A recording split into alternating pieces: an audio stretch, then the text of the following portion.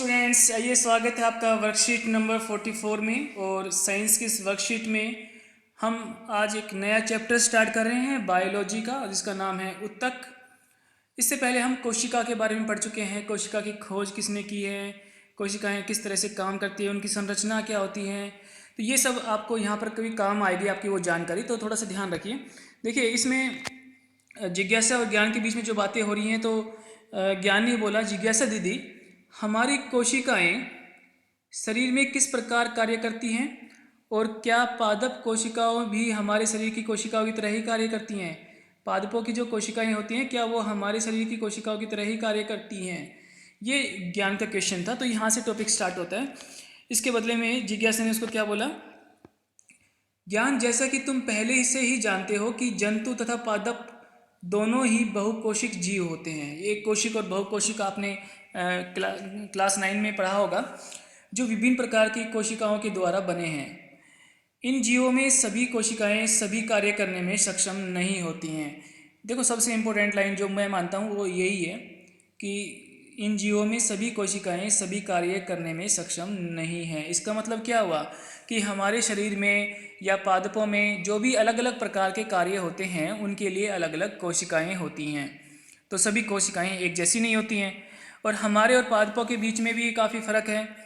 उनका काम अलग है, उनका खाना पीना, उनका रहना और हमारा चलना फिरना एकदम से अलग हैं चीज़ें। तो जब हमारे अंदर इतना डिफरेंस होता है, तो ये मानिए कि हमारे अंदर जो कोशिकाएं हैं वो भी काफ़ी अलग मिलने वाली हैं। तो बच्चों, ये देखते हैं, एक ही प्रकार की संरचना और कार्य करने वाली कोशिकाओं के समूह को उत्तक कहा जाता है। तो यहाँ पर एक अच्छी सी परिभाषा है हमारे पास में, उत्तक किसे कहते हैं। उसके लिए आप यहाँ से लिख सकते हैं कि एक ही प्रकार की संरचना और कार्य करने वाले कोशिकाओं के समूह को उत्तक कहा जाता है। विभिन्न प्रकार के उत्तक मिलकर अंगों का निर्माण करते हैं। तो पहले हमारे पास में क्या आएगा, कोशिका। जब कोशिकाओं का एक समूह आपस में मिलकर कोई विशेष कार्य करता है, किसी विशिष्ट कार्य को करता है, तो उस समूह को हमने क्या बोला, उत्तक बोला है। और उत्तकों का एक समूह जो किसी विशेष जगह पर उपस्थित होते हैं, उसको हम क्या बोलते हैं, अंग बोलते हैं। और जब बहुत सारे अंग मिल जाते हैं आपस में, तो उससे हमारा क्या बनता है, शरीर बनता है। इस लाइन को भी हमेशा ध्यान रखना है आपको। इससे आपको पता चलेगा कि कोशिकाएं कहाँ पर हैं, उनसे क्या बनता है। कोशिकाएं सबसे पहले एक छोटी इकाई होती है हमारे शरीर की, सबसे सूक्ष्मतम इकाई है। उनके समूह को हम उत्तक बोलते हैं, और उत्तक के समूह से अंग बनता है, और अंगों के समूह से शरीर या अंग तंत्र बनता है। तो ये आपको ध्यान रखना है। इसके बाद में बात करते हैं, विभिन्न अंगों के उत्तक की कोशिकाएं अलग होती हैं। अगर हमारे अंग भी अलग हैं, तो इसका मतलब उनकी कोशिकाएं भी अलग होगी। बच्चों देखो, ध्यान से सुनो कि मान लीजिए कि हमारी आँखों में जो कोशिकाएं हैं या कोशिकाओं का जो समूह है, वो देखने के काम में आता है, और जो कान में जो कोशिकाएं हैं वो सुनने के काम में आता है। तो ऐसा नहीं है कि जो आँखों में जो कोशिकाएं हैं वो सुन भी सकती हैं, नहीं, वो सिर्फ देखने का काम करेगी। तो ये छोटे से एग्जाम्पल से आप अच्छी तरह पता लगा सकते हैं कि हर कोशिकाएं सभी काम नहीं कर सकती हैं। हर कोशिकाओं के पास अलग अलग कार्य करने की क्षमता होती है। इसी प्रकार के उनके जो समूह बनते हैं वो भी अलग अलग बनते हैं, और उन समूह के हिसाब से ही उनके बीच में उत्तकों का निर्माण होता है। तो विभिन्न अंगों के उत्तकों की कोशिकाएं अलग होती है, जो निश्चित कार्य करने में सक्षम होती हैं। मनुष्य और पादप दोनों में ही अलग अलग कार्य करने के लिए अलग अलग प्रकार के उत्तक होते हैं। क्योंकि जो पादप होते हैं, उनका जो खाना बनाने के प्रोसेस है, खास तौर से मैं उस पर ध्यान दिलाना चाहता हूँ आपका, प्रकाश संश्लेषण जिसे बोला जाता है, वो हमारे अंदर नहीं होता है, मनुष्य के अंदर नहीं होता है। तो इसका मतलब उनके जो प्रकाश संश्लेषण में जो कोशिकाएं हेल्प करती हैं, वो पादपों में ही मिलेंगी। हमारे अंदर प्रकाश संश्लेषण नहीं होता, तो हमारे अंदर वो कोशिकाएं नहीं मिलेंगी। इसलिए दोनों के अंदर कोशिकाएं अलग अलग होती हैं। अब देखिए, हम बात करते हैं जंतु कोशिका और पादप कोशिका में क्या अंतर है। इसके ऊपर कुछ पढ़ लेते हैं। जंतु उत्तक और पादप उत्तक में क्या अंतर होते हैं। देखिए, जंतु उत्तकों का अधिकांश भाग जीवित होता है। हमारे अंदर जितने भी उत्तक होते हैं वो ज़्यादातर क्या हैं, जीवित हैं। लेकिन पौधों में क्या होते हैं, पौधे हमेशा स्थिर रहते हैं, एक जगह पर खड़े रहते हैं, तो उनको सहारा देने के लिए, इसलिए इनके जो अधिकांश उत्तक सहारा देने वाले होते हैं। सहारा तो वो देंगे जो एक जगह पर लगातार खड़े रहें, आंधी में, बारिश में, धूप में, तो वो मृत होते हैं। यह उत्तक अधिकतर क्या होते हैं, मृत होते हैं। इसलिए पौधे में पौधों में वृद्धि भी कुछ ही क्षेत्रों तक सीमित रहती है, और हमारे अंदर जो वृद्धि होती है वो लगभग हर शरीर के हर हिस्से में वृद्धि होती रहती है। तो देखिए क्या अंतर है इनमें। वृद्धि जो होती है पौधों में कुछ ही भागों में होती है, हर जगह पर नहीं होती है। दूसरा है कि इन्हें जंतु उत्तक की हम बात करें, इन्हें ऊर्जा की आवश्यकता भी अधिक होती है। तो यहाँ पर क्या होगा, पादप कोशिका में, पादप उत्तकों में इन्हें ऊर्जा की आवश्यकता भी कम होती है। इनकी कोशिकाओं की वृद्धि भी एक समान होती है, यानी कि कोशिकाओं की जब भी वृद्धि होगी तो एक साथ ही होगी, एक जैसी होगी। लेकिन यहाँ पर अगर हम बात करें तो पौधों में कुछ उत्तक जीवन भर विभाजित होते रहते हैं। पादप उत्तकों को विभज्योतक उत्तक तथा स्थायी उत्तक के रूप में वर्गीकृत किया गया है। तो बच्चों यहाँ से जो अंतर हमने स्पष्ट किए हैं, 3 मुख्य अंतर है, ध्यान रखना। जंतु उत्तक में अधिकांश जो उत्तक होते हैं वो कैसे होते हैं, जीवित होते हैं, और इनके अंदर अधिकांश उत्तक मृत होते हैं। जंतु उत्तक में ऊर्जा की आवश्यकता बहुत ही अधिक होती है, और इनके अंदर जो ऊर्जा की आवश्यकता होती है पादप उत्तकों को, वो ऊर्जा की आवश्यकता क्या होती है, कम होती है। कोशिकाओं की वृद्धि एक समान होती है, और कोशिकाओं में कुछ उत्तकों की वृद्धि जीवन भर होती रहती है, और कुछ उत्तकों की वृद्धि नहीं होती है क्योंकि वो मृत होते हैं। अगर मृति हैं तो वृद्धि कैसी होगी, जो जीवित है वो ही वृद्धि करेंगे।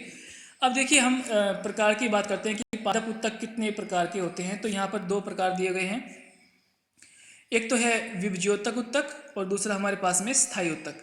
तो बच्चों इनको समझने के लिए बिल्कुल सिंपल सा आपको देखना है कि पौधों में ऐसे उत्तक जो मृत होते हैं, जो कभी भी किसी भी प्रकार की वृद्धि नहीं दिखाते, उनको हम क्या बोलेंगे, स्थायी है, यानी कि वो परमानेंट है। दूसरा अगर हम बात करते हैं ऐसे उत्तक जो जीवित होते हैं तो वो वृद्धि करेंगे, और वृद्धि करने वाले उत्तकों को क्या बोला, विभज्योतक उत्तक बोला है। तो 2 प्रकार के उत्तक, उनके कार्य करने की क्षमता के ऊपर उनका नामकरण कर दिया गया है। आज का जो टॉपिक है इस वर्कशीट का वो है विभज्योतक उत्तक। तो इसके बारे में पढ़ लेते हैं। बच्चों वर्कशीट को ध्यान से पढ़ लेना, सारे आंसर इसी के अंदर होते हैं। तो मैं बार बार बच्चों को बोलता हूँ कि कुछ बच्चे ऐसा करते हैं कि सीधे क्वेश्चन के ऊपर चले जाते हैं कि हमें तो बस क्वेश्चन आंसर करने हैं और वर्कशीट कंप्लीट। नहीं, अगर आप वर्कशीट को ध्यान से समझ लेते हैं तो आपको क्वेश्चन आंसर भी बड़े आराम से आ जाएंगे, आपको देखने की जरूरत भी नहीं पड़ेगी। तो विभज्योतक उत्तक समझिएगा। देखिए पौधों की वृद्धि कुछ निश्चित भागों से ही होती है, ऐसा विभाजित होने वाले उत्तकों के कारण होता है, यानी कि जो उत्तक विभाजित होंगे वही तो वृद्धि करेंगे। इस प्रकार के उत्तकों को विभज्योतक उत्तक कहते हैं। यह 3 प्रकार के होते हैं। अब देखिए जो उत्तक वृद्धि करते हैं उनको क्या बोला, विभज्योतक उत्तक बोला है। कितने प्रकार बताए गए हैं, एक शीर्षस्थ विभज्योतक, दूसरा अंतर्वृष्ट विभज्योतक, और तीसरा है पार्श्व विभज्योतक उत्तक। अब इनमें अंतर क्या है, इन तीनों के अंदर उनकी बातें कर लेते हैं। एक चित्र से हम आपको समझाएंगे, लेकिन उससे पहले इनकी लाइन पढ़ते हैं।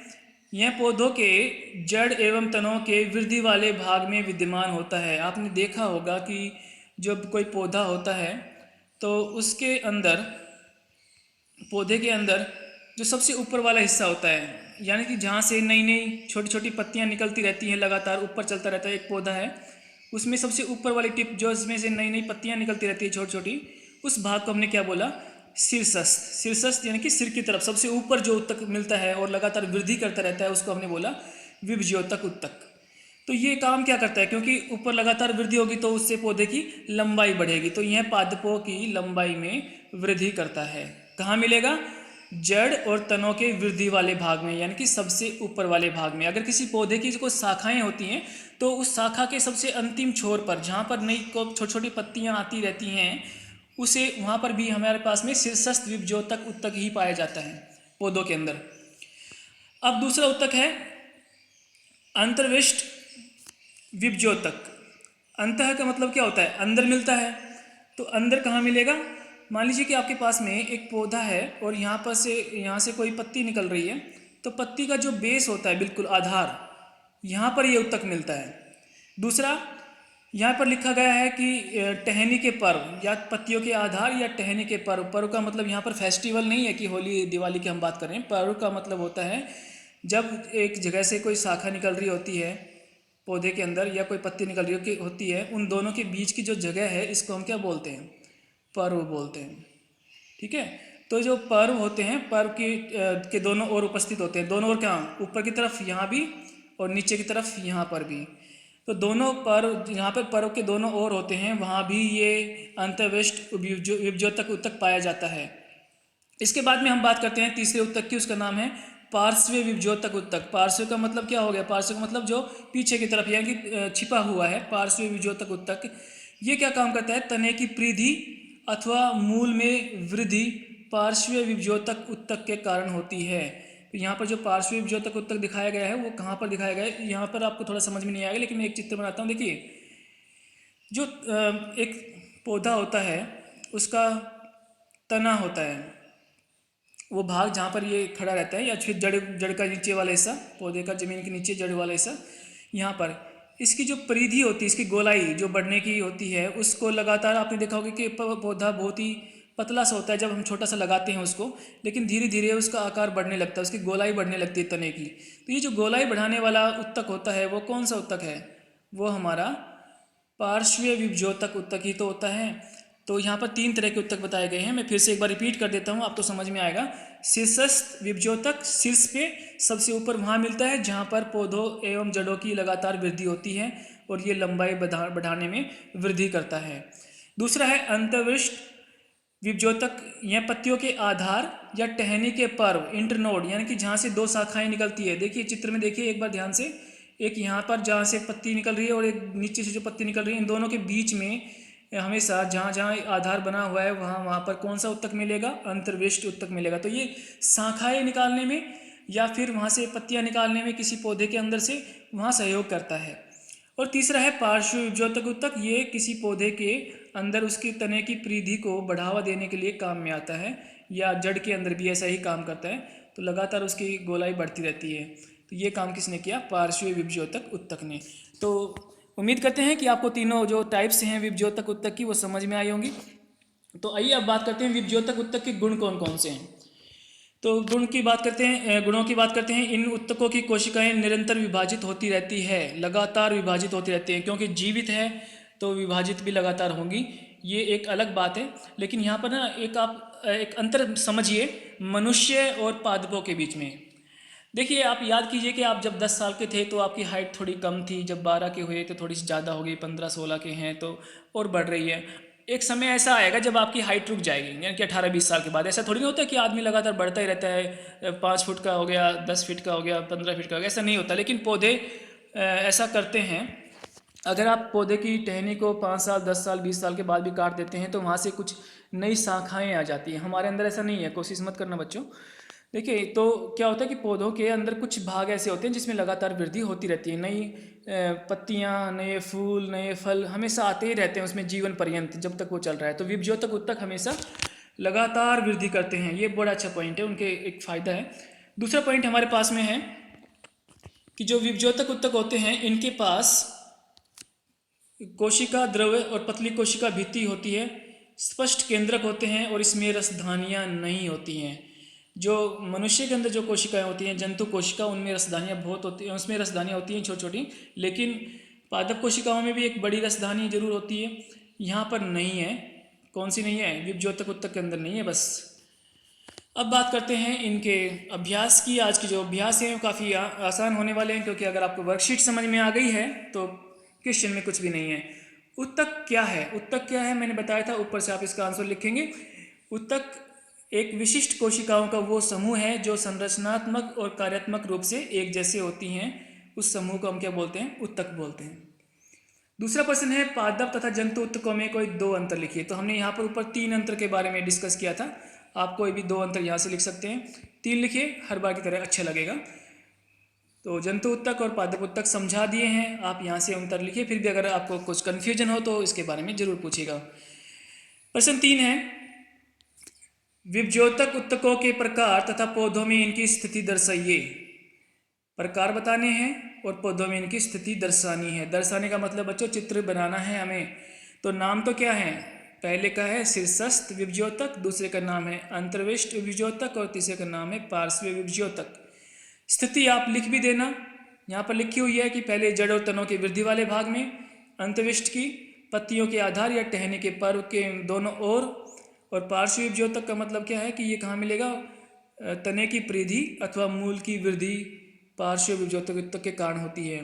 तो यहाँ पर आपने सबसे ऊपर चित्र में शीर्षस्थ को दिखाया है, अंतविष्ट को पत्ती के आधार पर दिखाया है और पार्श्व को इस तरह से बीच में दिखाया गया है। तो ये आप यहाँ से दर्शा सकते हैं। चित्र बनाना बहुत ज़रूरी है बच्चों। जब भी बायो आती है तो चित्र आपके लिए माइंड में होने चाहिए। अच्छे चित्र बनाया करो, अच्छे नंबर आते हैं। और आखिरी प्रश्न है इसमें, विभज्योतक उत्तकों के कोई 2 गुण बताइए। 2 गुण हमारे सामने लिखे हैं कि इनकी कोशिकाएं निरंतर विभाजित होती रहती हैं। दूसरा है इसके अंदर कोशिका द्रव्य अधिक होता है, पतली कोशिका भित्ति और स्पष्ट केंद्रक होते हैं और इनमें रसधानियाँ नहीं होती हैं। ये इनके गुण हो गए हैं। आप यहाँ से 3 या 4 गुण लिख सकते हो। तो बच्चों वर्कशीट काफ़ी आसान है लेकिन काफ़ी इम्पोर्टेंट भी है। उत्तक एक पूरा चैप्टर ही काफ़ी इम्पोर्टेंट है, तो आपको ये ध्यान से पढ़ना है और करना है। धन्यवाद। और इसके बाद में हम बात करते हैं एक बार जो कोविड के बारे में आज क्या संदेश आया हमारे पास में। कोविड के बारे में लिखा हुआ है कि मास्क पहने, कोविड-19 के विरुद्ध लड़ाई में सुरक्षित रहने के लिए मास्क पहने। देखिए पिछली बार आपने क्या किया था, साबुन से हाथ धोए थे पानी से, और इस बार मास्क पहनना है। अगली बार सोशल डिस्टेंसिंग। लेकिन बच्चों ऐसा नहीं कि रोज़ एक काम बताया तो एक ही करना, आपको तो सारे करने हैं। रोज़ मास्क पहनने हैं, हाथ भी धोने हैं और सोशल डिस्टेंसिंग भी रखनी है। धन्यवाद। ध्यान रखें अपना।